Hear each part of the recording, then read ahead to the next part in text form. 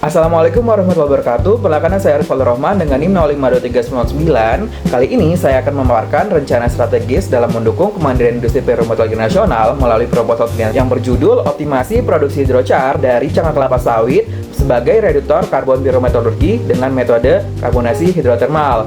Nah, teman-teman tahu nggak sih bahwa industri baja nasional saat ini dalam kondisi yang cukup membingungkan.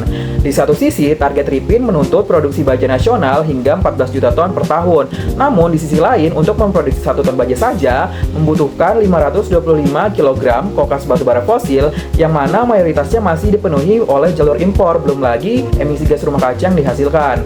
Padahal, di daerah kita sendiri, khususnya di Kalimantan Timur, terdapat potensi sekitar 1,12 juta ton cangkang kelapa sawit yang mana belum dimanfaatkan secara optimal. Sedangkan CKS ini kaya akan kandungan lignoselulosa dan memiliki nilai kalor awal di atas 4000 kalori per kilogram. Oleh karena itu, riset ini hadir untuk mengintegrasikan potensi lokal tersebut melalui teknologi karbonasi hidrotermal untuk mengubah limbah CKS menjadi hidrochar berkualitas tinggi. Nah, melalui program tersebut, latihan ini dirancang secara terstruktur untuk menjawab 3 urusan masalah utama. Bagaimana sih pengaruh suhu, tekanan, dan juga waktu tinggal terhadap perolehan optimasi hidrochar. Selaras dengan hal tersebut, tujuan utama kami yaitu memetakan korelasi variasi suhu 180 derajat Celcius hingga 240 derajat Celcius dengan menganalisis waktu tinggal yang optimum serta menguji pengaruh tekanan operasional reaktor demi menghasilkan formasi yield hidrochar yang paling maksimal. Nah, terus kenapa sih kita harus menggunakan metode karbonisasi hidrotermal? Nah, seperti yang teman-teman tahu, metode ini memanfaatkan media air subkritis pada suhu 180 derajat Celcius hingga 250 derajat Celcius yang bertindak sebagai pelarut sekaligus katalis alami. Dibandingkan dengan metode perolisis, HTC bebas dari kebutuhan energi pengeringan awal yang mana mampu mereduksi emisi hingga 420,61 kg CO2 per ton reduktor. Nah, nggak hanya itu, inovasi kami terdapat pada penerapan metode one-stop extraction dengan mengkombinasikan pelarut polar dan juga non-polar. Dengan itu, kita dapat mengeliminasi secondary char pada permukaan padatan, sehingga hidrochar yang dihasilkan memiliki reaktivitas gas superior dan menembus standar spesifikasi reduktor baja. Untuk merealisasikan ide ini, kami telah menyusun rancangan percobaan yang cukup optimal nih.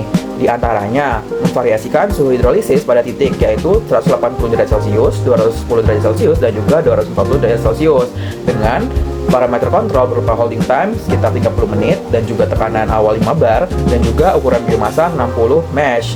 Nah, coba deh kita cermati alur prosesnya. Yang pertama, sampel CKS disiapkan dengan mengeringkan sampel CKS pada suhu 105 derajat Celcius selama 3 jam, lalu ukurannya dikecilkan pada 40 hingga 60 mesh menggunakan shaker. Selanjutnya dilarutkan 15 gram bubuk CKS menggunakan pelarut asam format dengan rasio 1:10. Selanjutnya dimasukkan ke dalam traktor atau flap, kemudian dipanaskan pada variasi suhu yang telah ditentukan selama 30 menit. Nah, setelah reaktor mendingin, mencapai suhu ruangan, hasil reaksi kemudian dipisahkan untuk memisahkan fase cair berupa bio-oil serta fase padat berupa hidrochar. Nah, kemudian hidrochar yang telah disaring kemudian dipanaskan lagi pada oven 110 derajat Celcius hingga beratnya konstan. Nah, selanjutnya untuk menganalisis kualitas produk di mana fraksi lignoselulosa diuji menggunakan metode Cheson-Dasa. Sedangkan parameter kualitas fisiokimia hidrochar ditentukan melewat uji proximat yang meliputi uji kadar air atau moisture, zat terbang atau flatometer, kadar abu atau ash content, serta fixed karbon berdasarkan standar ASTM. Nah, untuk mendukung kelayakan melaksanakan riset, saya mengajukan alokasi anggaran total sebesar 12.590.000.